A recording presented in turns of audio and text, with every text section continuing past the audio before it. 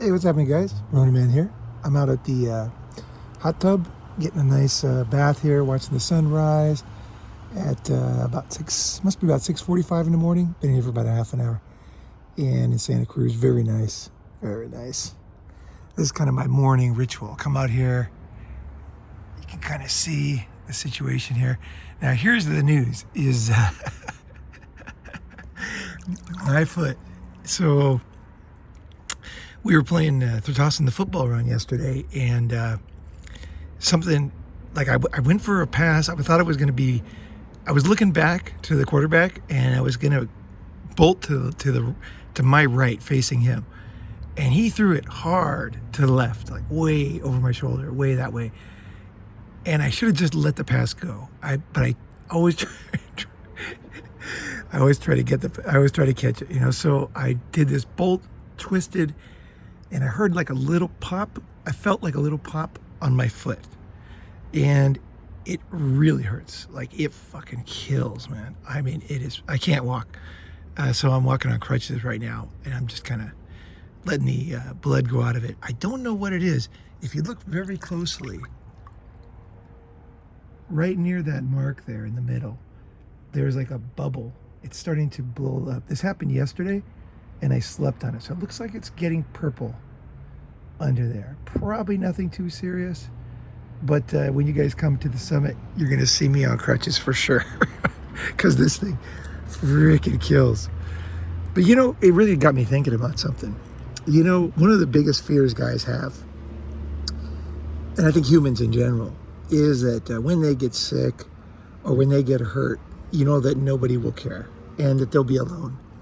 And I mean, that's a fair, you know, it's a fair, you know, I mean, it's a fear. It's a real fear, and it's a reality that we are sometimes alone, right? But what happens instead is that guys say, well, how am I going to fix this, right? How am I going to fix this fear, right? I'm going to get married. That's what a lot of guys do, honestly. They get married because they're like, man, if I am old and no one's going to take care of me, man, I am fucked, right? I am fucked. And the reality is, for me, is that although that fear is real, my friends always come to help me. Always. I've always got goodwill with tons of friends, you know, who are like, shit, what's wrong? And they're willing to go through like the complications of this one, because it doesn't make sense. Like, I was just doing a turn. It's not my ankle. It's not my ACL, I don't think. But it was some kind of a pop under the foot. Like, it felt like connecting the muscles under the foot in the back just popped off, or some kind of injury down there. Anyway, I'll kind of let it go today. I'm not sure if I'm going to go to the hospital or not. I might just wait till tomorrow. I'm kind of waiting for it to black and blue up so I can kind of see where the injury is and just ice it today. But you know, that fear of being alone, that fear of being, I mean, I guess the worst fear that a lot of guys have is that they're going to be crawling on the floor and not able to do things that will keep them alive, whether it's eating or shopping or whatever, you know. You know, and a lot of these fears, especially when you're young, you know, they seem very real. They seem like, you know, that's the way it's going to be. But in reality, in my life, I've never seen any of my friends have to go through that. I mean, I've seen guys that drive everybody away and don't have any friends, you know, when they need help. It's kind of like a payback, right? So, but I've always seen people help. And the thing about people helping is a lot of it is just mental. You know what I mean? Just knowing that people care is a lot for people. And like, for myself, I can recover from anything. Like, big deal, fucking foot, it's going to be fine. I'll be on crutches. I won't be able to work for a few days. You know, I don't know. Maybe I won't even be able to walk until the summit. It's possible. I got my trusty crutches here by pure luck. Somebody left them for this guy here who had hip surgery, and he's like, hey, use these. And they're the perfect height for me too. So I'm kind of like able to walk and not put any weight on it. But I just want to do a quick one here and know that you guys are not alone and that people care. And one of the keys, and this is one of the things that women do well, is they talk about stuff. Women talk about their pains. And in this case, you know, especially physical health, like real issues, I'm not talking about neurosis and, you know, falling in love with the doctor and all that. I'm talking about real, you know, taking care of your health, doing the checks they need, you know, all that. women are quite good at that. And I think guys sometimes just need a little, fucking boost. They just need a little bit to get it done. And, I think that's I really think that's out of what's coming on with Ronin Man and all the issues we talk about. What always strikes me over and over is that the old ways of curing these things didn't work. And there's a new solution, and I think one of the reasons why people got married was fear of being alone in old age and dying and, basically on their hands and knees for their last piece of food or something, it's these dire, like I'm just like a dog. And then then it even gets worse because they read about how the dogs eat the owner when he dies. And like, they look at pictures of that and they just whip themselves up into real fear. And, it's fine. You can, as a strong guy, you can kind of make a lot of mistakes and play a lot of games. It's fine. But at the end of the day, look back in your life and you're alive and you're healthy. And that's the thing about modern society. There's always somebody nearby. You're not alone in the wilderness. There's people that can help. And also, sometimes a lot of times I've been helped by females when I'm injured. I have been, just random females that care. And not all of them. In fact, I had a pretty stark example of the opposite yesterday. But I have in my life, I'd have to say it's at least 50-50 when I really needed help. It was a man or a woman, about 50-50 in my life. And both very welcome, because it just, like I said, a lot of his life is mental, and recovery from injuries and disease a lot of it is feeling like it's worth it. You know what I mean? It's worth still trying. It's worth still going on. And, somebody asked me about do a video on suicide, and I haven't done it yet. I think it's tied in. I really do. I think it's a kind of a more extreme version of this. I'm going to be alone. And it's fear. It's really just fear. Because in reality, I have a ton of friends, even though everybody's sleeping right now. When the lights come on and people wake up, people are going to be asking me how I am. And I'm going to be getting information. Somebody, like what happened when I had the back injury. When I had the back injury, I did those videos you could watch. I didn't know if I could walk again. I couldn't move for 2 days at least. And I could not even move my fingernails. Like I could not move. Like I was really getting concerned, and so was the doctor. And I came through that, and one of my breakthroughs was a friend of mine, Tim. And Tim said to me, he said, hey, he called his brother who knew, I can't remember if it was his brother, he knew a doctor. He knew like a top doctor in New York. And he told him what was happening with my back. And as I described it in the videos, he told me something very weird about the back injury I had. He said, it's so strange. You can't move now for 2 days. And everyone's going to tell you that you need surgery. And this is a top doctor from New York, like a really expensive doctor that I would never usually get through a connection in the family. And he said, look, just tell the guy, he didn't know me. He said, just tell the guy to keep trying to move, because one moment he might just suddenly start moving somewhat normally. Like even though there's like no movement, so your mind makes, well, it doesn't make up stories, but it tries to understand, right? And so my brain is like, okay, you don't get over a cold in 5 minutes. It slowly happens. It takes days. And then finally you start feeling better. You start coughing up the old phlegm, and then you're pretty much good, right? After that happens, right? But with the back injury, it wasn't like that. He said, look, just expect a miracle. Just keep trying to move. Don't fucking even think about it. Just keep trying to move. Just keep trying to move. And he was the only guy who told me that. And I tell you, that was like, man, I cannot put a price on the value of that advice. It totally changed me, because I was like, what I was thinking, here's what I was thinking, the little trick that I was doing. I was thinking like, fuck, okay, what if this is true? This guy's obviously knows what he's doing, but still, he doesn't know. He saw my MRI, but he didn't know for sure, my injury.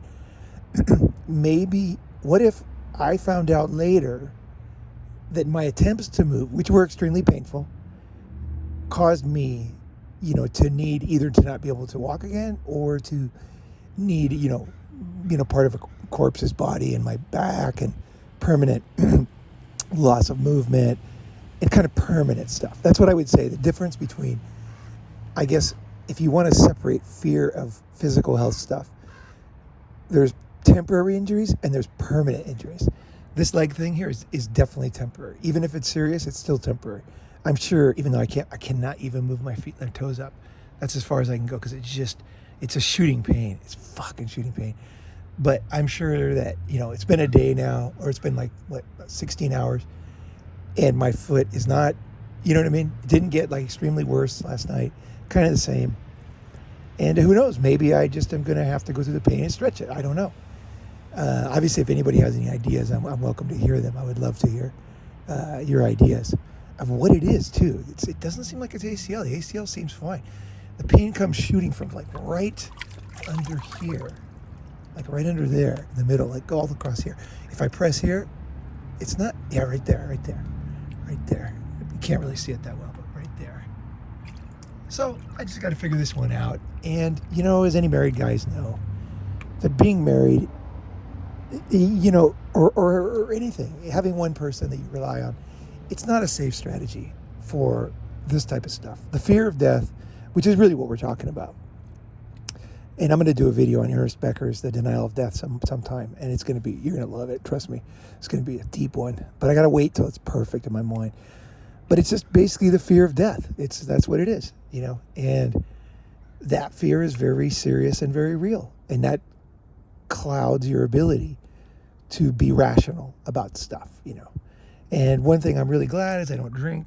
I don't do anything that would alter my mind where I would just like start walking on it or think that it's fine. I don't have any. I've done the things before the injury that put me in a better position, is what I'm saying. So if you are healthy and you are good, just remember, shit's going to happen and it's worth it. That's the basic message. It's worth it. It's worth taking care of your body. It's not that it matters that moment. A lot of guys are like, I don't care about girls. I don't want to have a killer body. But the thing is, having a killer body is also about being super healthy. And that's what a killer body is. And a killer body for women is the ability, the seeming ability or, visual ability to have children. So we see symmetry as beauty, and we see flexibility and strength as beauty. And that's the things that you work on. So don't be afraid, basically, to get a six-pack abs and be a super hot guy, basically. Because even if you don't care about anything, dating, whatever, even if no one noticed, you wore like loose sweats all the time and nobody even knew you worked out so hard, the benefit is times like this. Because right now, I don't have a serious drinking problem. I'm not drinking, right? I don't drink alcohol. So I don't have that going on. So that often makes injuries worse for guys. They have a few beers, they get really drunk, they start to walk on things. That happened to a friend of mine. Very dangerous, but I cut that one off. I cut off chewing tobacco years ago. So I don't worry all the time about throat cancer and stuff, right? So, it's the things that you're doing today that will give you that bit of hope when you do have a serious injury or when you do have a serious illness. Because here's the thing, guys, other people's caring is important, but much more important for a man is deep down inside himself, knowing that he's taking care of himself. Your love for your body, for your own life, and that believing in yourself, in your body, in yourself as a human being on this planet, that belief leads to actions, right? So if you're having trouble doing things that are good for yourself, you got to work on that. You got to face that. Is that you're undermining yourself, and there's a reason for that. There's always reasons. There's always reasons that can be dealt with. They're not impossible. They're not like, They're not like finger pointing. It's not like you're doing this to yourself. It's like, no, it's like going back and figuring out why you're doing this to yourself. What started this and what are you trying to avoid? What are you trying to gain? And as a smart man, once you go through it, you start to figure it out and you're like, you start to realize, and it's usually something in our past, okay, our lives as humans, that set this emotion, that started this tradition, that started this way of living. And it's a matter of just changing. I was just talking to a guy yesterday, and he was talking about declaring bankruptcy. And I was like, dude, whatever you do, if you do it, I said, look, change your thinking after. Like, don't continue, and that's, I message to all you guys, is you don't have to go one or the other. You don't have to be like, like for example, let's say with somebody who has a lot of debt, right? And there's a lot of students I know with a lot of debt. What some people do, here's the standard thing that humans do, is they say, okay, I have these excuses why I live the way I do, and then they, are confronted with a real issue where they can't pay the debt, and then they're like, oh, I gotta declare bankruptcy, and then, but they kind of accept the new them, like, okay, I'm gonna not reevaluate myself, and now I'm the kind of guy who kind of gets out of paying back, debts. What I say is that you might have to declare bankruptcy. So it's kind of to me, it's a perfect middle ground. If you have to declare bankruptcy, like you just can't pay it back, then you have to. I've never declared bankruptcy, but I have a good friend who did, and he came back strong. So I don't recommend it. I don't borrow money. I don't like it. I always pay people back. I do not like this whole thing. But if you're in that situation, what I would recommend, and it's intolerable and it's impossible to pay back, what I would say is declare bankruptcy. But that's when you go back to the people who warned you that, your whole life you've been living a certain way. Like, I know what I'm doing. This is when you don't know what you're doing again, man. This is when you got to say, you know what? I was fucking wrong all along, man. And go to those friends that were telling you and say, you know what? I'm going to declare bankruptcy. I know I don't like it, but I'm going to do it. But what I'm going to do, even more importantly, is I accept that I was wrong about this whole fucking thing. This thing snuck up on me. I did this. I did that. I covered it up. I was not honest about it, and really use it as a learning tool and say, hey, I was wrong. Just be wrong. When you're going bankrupt, you better be wrong. It's time to look at yourself. And then what'll happen for you is what for me always happens is I feel this enormous relief, because part of me, whenever I've been kidding myself on something, and now I'm changing, and I kind of don't admit that I'm changing, that other people, right? You know what I'm saying? Those kind of circumstances, is when I do accept it, it's like an enormous fucking relief. It is like, and that flexibility to do both and say, you know what? I got myself in the situation. I didn't listen to your advice. You were right all along, and I was right on this. I was wrong on that. You don't have to tell the guy everything, but you can tell yourself. But I would recommend telling one of the guys that tried to help you. Go back to him. Go back and thank him. Hey, thank you for trying, man. I just couldn't hear it because I was afraid of that, because this thing I was hiding from you or whatever. Just come clean, basically. And then do what you got to do. And then change your life. Just fucking say, you know what? From now on, I am the guy. I'm like the guy who says, like, quit smoking. He's all serious about smoke. Like, I'm going to be that way about my debt. I'm going to be that guy that I would have always hated before, and I'm going to save money, and I'm going to do all these smart things that I didn't do before, and I'm not going to blame it on others, and I'm never, ever going to be in this position again. And that's the process that you go through. And if I was going to go through this with my leg, one thing I will say, just kind of on the fly here, I haven't started the process yet, but one thing I will say is that the last 2 times I had serious injury on my legs, one was on my knee, one was on my foot, and both were playing American football. Both American football. And I'll tell you why. I'm just going to do this myself. Kind of, you guys can see this happen in real time. Here's what happened. When I was a kid, my hands were not, I didn't know how to make them soft when the ball came. So that I would be running, someone would throw it to me, and it would kind of bounce out of my hands. As I've gotten older, it's a strange thing. My hands have gotten to be a very soft touch, and I can catch a football pass on a fingertip that's flying. If it's thrown like with a nice spiral, I can catch it, drop it in my hand. A lot of times, pull it in, and I'm very proud of that because I didn't have that ability when I was young. Like, I was playing the first time when I hurt my knee. I was playing with some young guys.